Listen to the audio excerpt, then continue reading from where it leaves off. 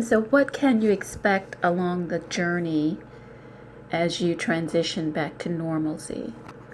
Well, you're going to experience a whole range of emotions, and all of them positive, at least as far as I'm concerned. Joy, excitement, fear, but a good fear. It's a fear like, oh, what's, like anticipation, maybe a better word. Um, Euphoria, joy, freedom. You're going to experience all of this as you transition back to normalcy, I like to call it, when you stop the madness, take control of your life, stop listening to the experts. By the way, what makes them an expert on you? Anyway, when you stop dieting, eat whatever you want and lose weight, it's going to be the best experience of your life.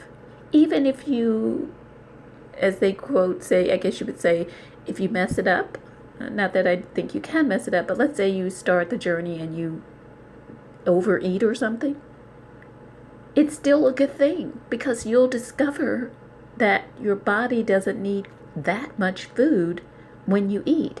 So you'll learn something along the way. And then you just wait till you get hungry again and okay, when I ate earlier, yesterday or whatever time it was, that was too much for me and it made me feel bloated, or I was tired, I was sleepy. I was I don't know, I had mucus mouth or something. you know, too much something going on there. And you'll learn from it. And so it's still a good thing because you're discovering or rediscovering your body, rediscovering how much food your body really needs. And there are no teachers there with a ruler to hit you on your knuckles, and you can't pass or fail the test. Basically, it's just, you're just kind of enjoying it. Okay, well, that was too much, so I don't need 2 hot dogs. One's enough. Or I don't need 3 pieces of pizza. 1.5 is enough. And you'll start to notice when you're eating, you'll hear something, not out loud, but you'll have this, like, it's an impression within yourself that will kind of say, okay. You really will. You'll notice it. Even if you're distracted with television or whatever, you'll notice when you have had enough to eat. And it may be in the middle of your first serving, and that's okay. You can stop. And if the food is so fantastic, just save it for later when you get hungry again and have it again later. It's no big deal.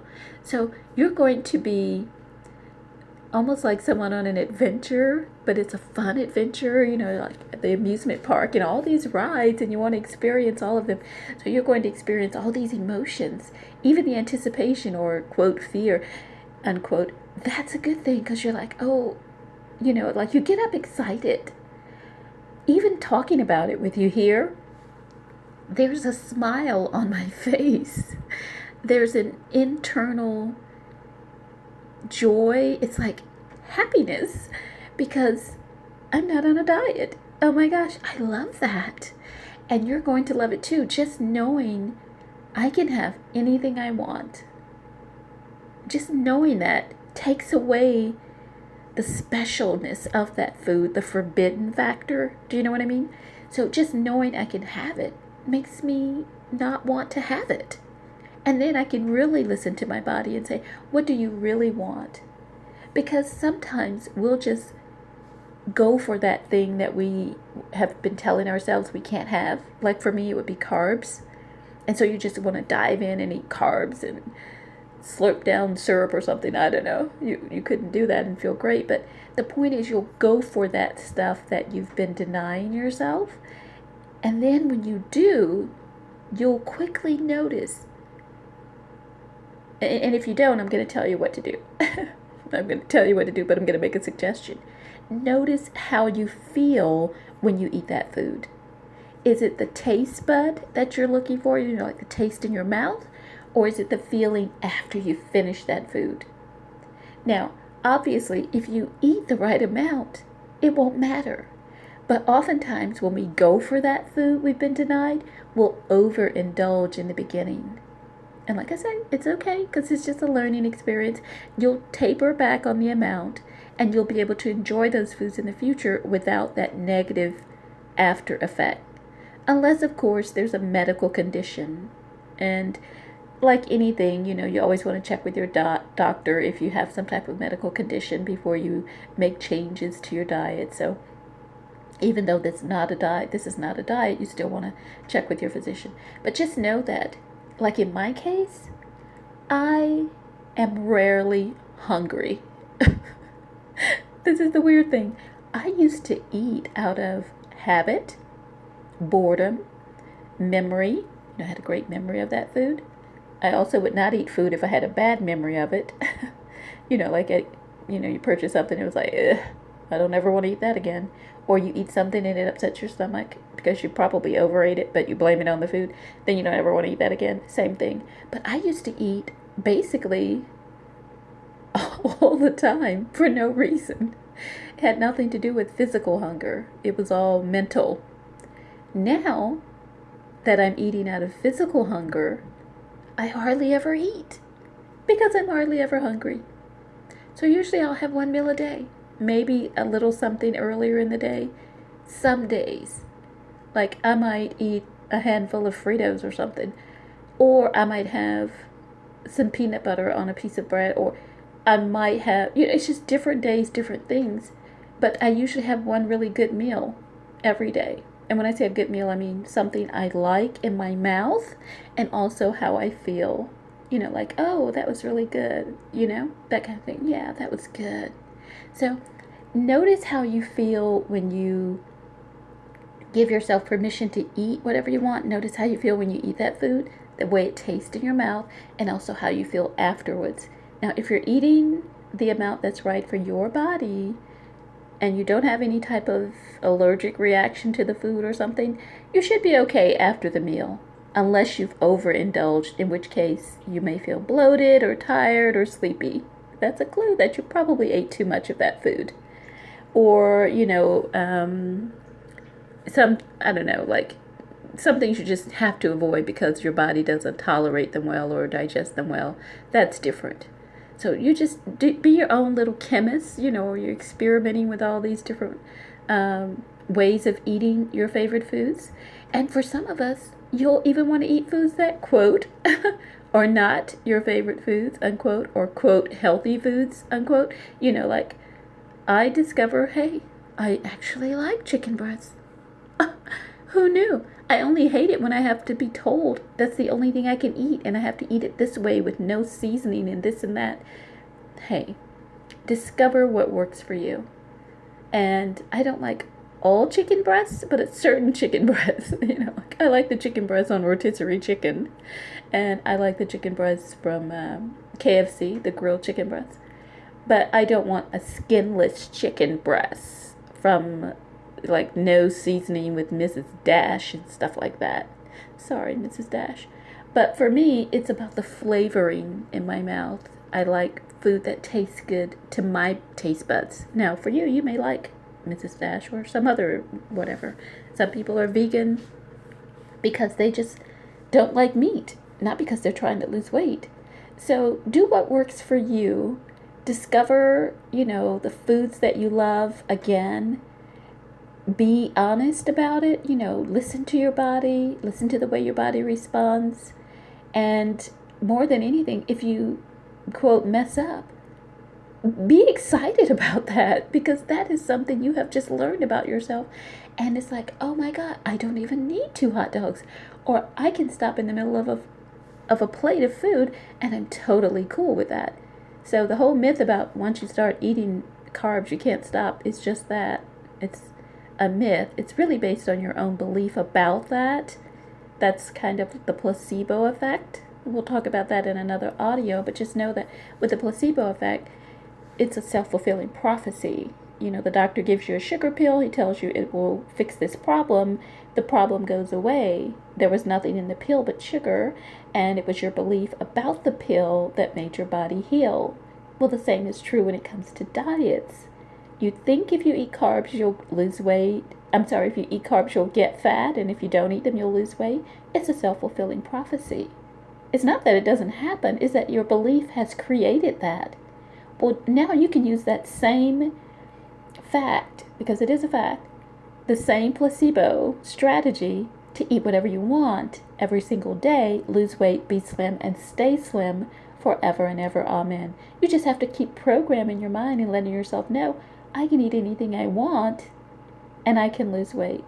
Now, I was about to say something about my routine. I usually eat one time a day.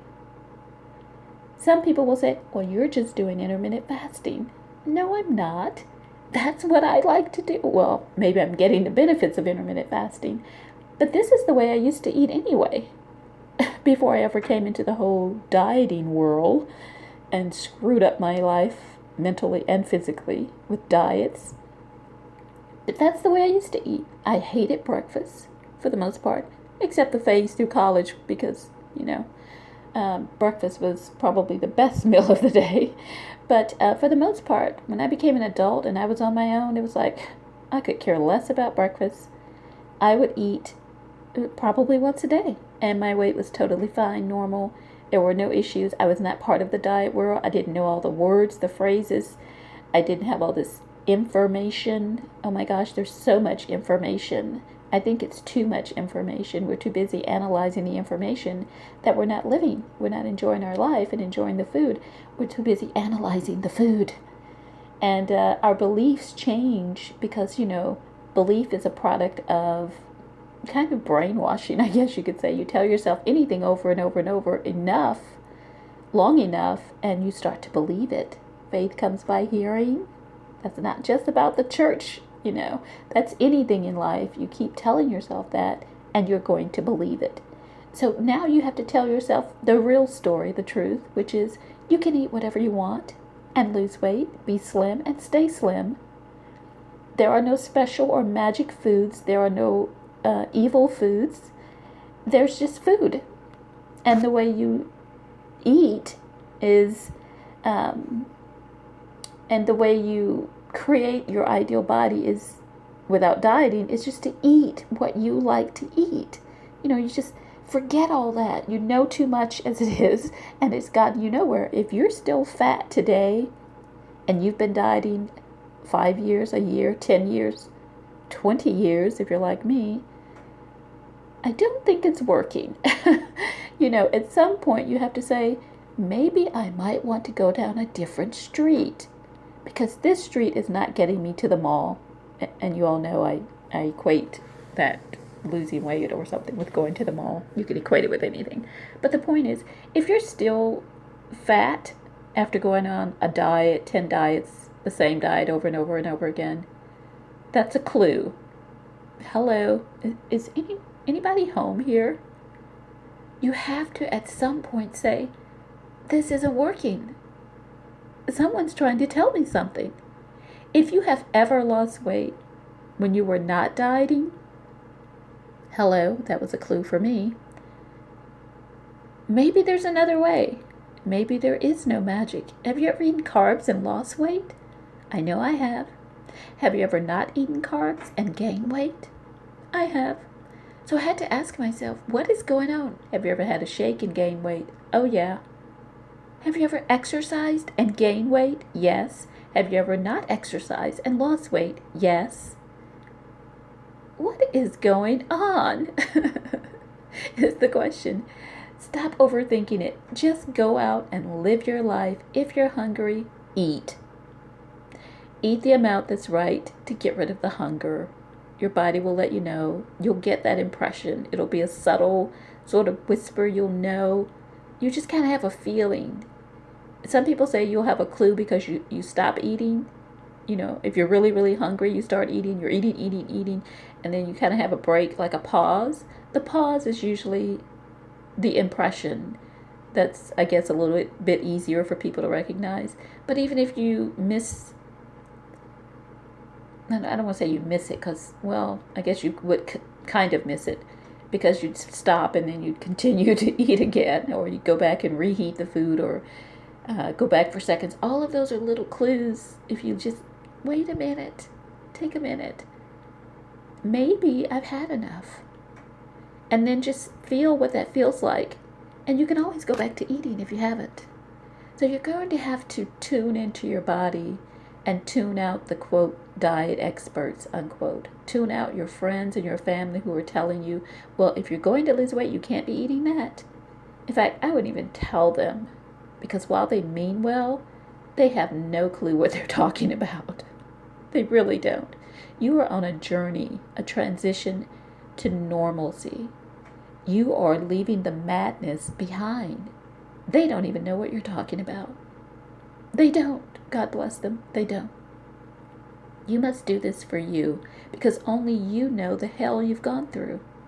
No one knows you like you know you, I like to say, except God the Creator.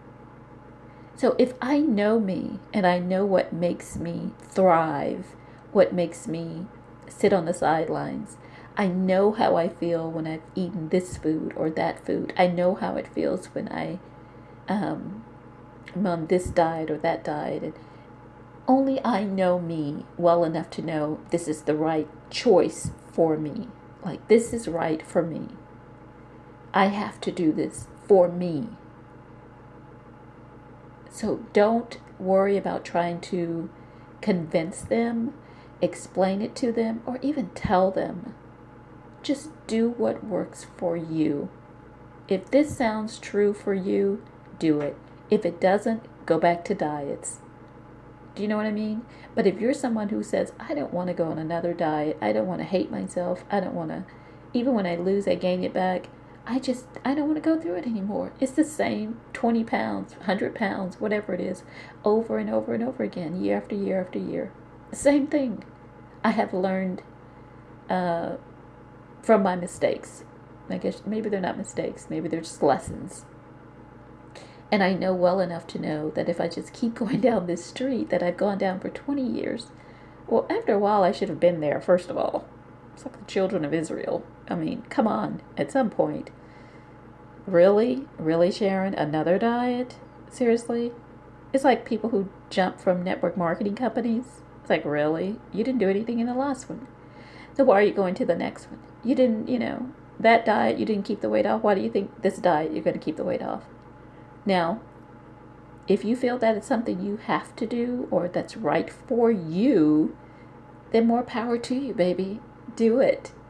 Do the diet thing. You probably, first of all, wouldn't be listening to me talking about how to stop dieting and eat whatever you want and be slim. So, but if you stumbled on this and you feel like, or you came here and then after hearing it, you thought, maybe not for me, that's okay too, because you don't have to explain yourself to me or anyone else. You have to do what's right for you. For me and for those who are like me, who have reached that fork in the road, and we know this turn is the right turn, this is the way, then continue to follow me. Listen, I will be sharing more information and insight on my journey. Hopefully you guys will share your insight as well, because your story can help someone else's. You'll take the pledge and join me to stop dieting, eat whatever you want, lose weight, be slim, and stay slim forever and ever. Amen. And the good thing about this is when you stop dieting, basically, because you never go on a diet again, whatever weight you lose is permanent. It's a beautiful thing. It really is. I look back at my history, and especially the time before I ever started dieting. I just use deductive reasoning. It's like, well, if I was at a normal weight before I ever started dieting, then I started dieting and now I'm fat, maybe I should go back to the other way of living. Maybe I should go back to the other way where I was eating whatever I wanted and I was at a normal weight, because this whole denial and deprivation, this whole dieting and binging, this on again, off again, losing and gaining, it's not working. It's like the pedicure. Do you know what I mean? When you get a pedicure, don't let them shave your feet. Let them use the pumice stone. I mean, come on. It's going to grow back faster and thicker. So use the other approach. Use your little, stone to, do that if you have to, or just get you some baking soda and vinegar and lemon or something and soak your feet. And, there are a lot of other ways to get your feet off. I mean, obviously, you have to do your toes because you have to have them look cute. But, yeah, your body rebounds. When it goes against nature, it's going to rebound. The same way with dieting. That's why you keep gaining the weight back, because it's so unnatural. You keep denying yourself the foods you like, and then once you get the weight off, you go back to eating those foods. And someone would say, well, isn't that just a lifestyle change? You just have to change your lifestyle. And I say, back, thorn of Satan. That was in the movie, back in the 80s. Was it the 80s? The movie with the vampire. Gosh, I can't even think about it now. Can't think of the name, but anyway, he put the cross up to, to go to the vampire back. So I'm not calling you a vampire, but I am saying get back, get out of here with that. That is so just a marketing trick. It's like good carbs, bad carbs. Who came up with that? Who comes up with this stuff? Oh, yeah, advertisers, the FDA, the food companies, that too, the diet industry, all of them. They have bylines and hook lines and gimmicky phrases that make you fall for them. And anyway, I'm just saying, forget about all of that. Stop the madness. Leave it behind. Listen to yourself. Listen to your body. Notice the way your body responds when you eat a certain amount of food. If you're overeating, you will know it. You will be sluggish. Excuse me. You will be sluggish and tired and bloated and feel miserable. When I eat one meal a day, I feel amazing. It is such a high. It is such a rush. It's like that phase when you're doing a ketogenic diet, and there were some good parts to that besides the rapid weight loss was I forgot to eat. I used to love that. I had no appetite. Well, I can do that eating whatever I want without even trying to do that. I guess that's why people say it's like intermittent fasting, because you really, for me, it's like I can't even put it into words. Sometimes I get so excited about it. But when I eat one meal a day, I am just in heaven. It's like joy. It's like, oh my gosh, I can eat whatever I want every single day. I eat once a day, which works for me. It's the way I like to eat. And the rest of the day, I don't even think about food. I go about my day. I'm busy. I'm running around. I'm doing things. And then I get to relax and enjoy my dinner. And that's cool.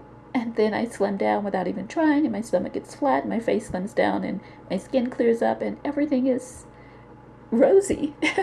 Everything is the way I want it to be. Everything is perfect in my world. So maybe one meal a day isn't your thing. That's cool.